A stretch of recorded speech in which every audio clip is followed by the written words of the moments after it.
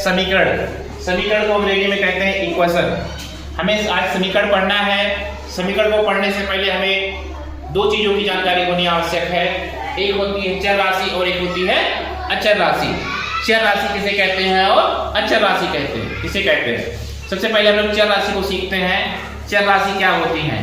चर राशियां एक ऐसी राशियां होती हैं जिनका मान बदलता रहता है। जब हम किसी भी प्रश्न को हल कर रहे होते हैं तो प्रश्न को हल करते समय उनका मान बदल जाएगा। कभी भी x हमारे पास वो चर राशि 5 हो जाएगी, वही चर राशि सवाल के हिसाब से कभी 3 हो जाएगी।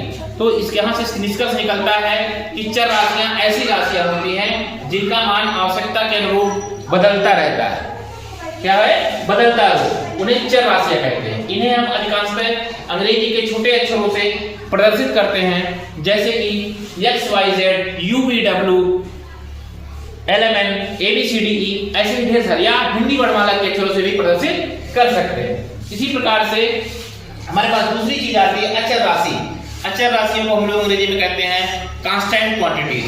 कांस्टेंट क्वांटिटी ऐसी राशियां होती हैं, ऐसी क्वांटिटी होती है जिनकी वैल्यूज नहीं बदलती, हमेशा स्थिर रहती, कभी भी नहीं बदलेगी। जैसे एक है हमारे पास, एक का मान हमेशा हमारे पास एक ही रहेगा, कभी 1 5 नहीं बनेगा। फिर जैसे हमारे पास 2 हो गया, 2 हमेशा 2 ही रहेगा, कभी 6 नहीं बनेगा। इसी प्रकार से ये कांस्टेंट क्वांटिटीज है, ये इनका मान स्थिर रहता है, कभी बदलता नहीं है।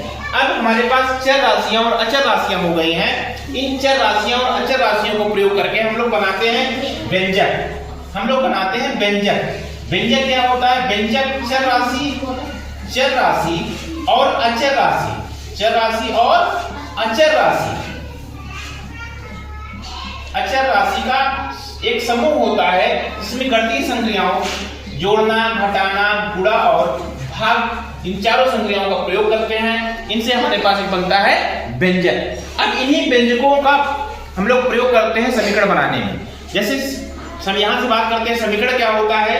समीकरण एक ऐसा गणितीय कथन होता है जिसमें दो व्यंजकों को बराबर चिन्ह के साथ, समीकरण जो होता है हमारा एक ऐसा गणितीय कथन होता है जो दो व्यंजकों को बराबर चिन्ह के साथ जोड़े रखता है, और जो उसमें जो हमारे पास उसमें चर राशियां होती हैं वो किसी विशेष मानों के लिए सत्य होती हैं, तो उन्हीं मानों को हम लोग उस समीकरण का हल कहते हैं। जैसे एक उदाहरण के तौर पर हम सोचते हैं, यहाँ पे हमारे पास लिखा हुआ है x + 5 = 6y।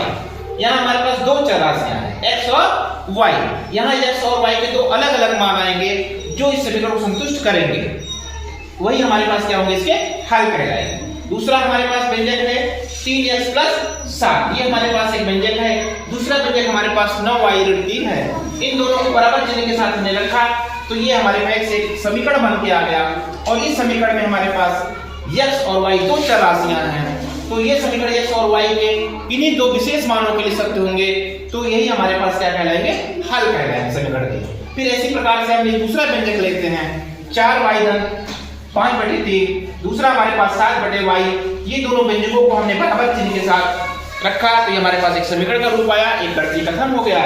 तो ये हमारे पास फिर से एक समीकरण का रूप आया।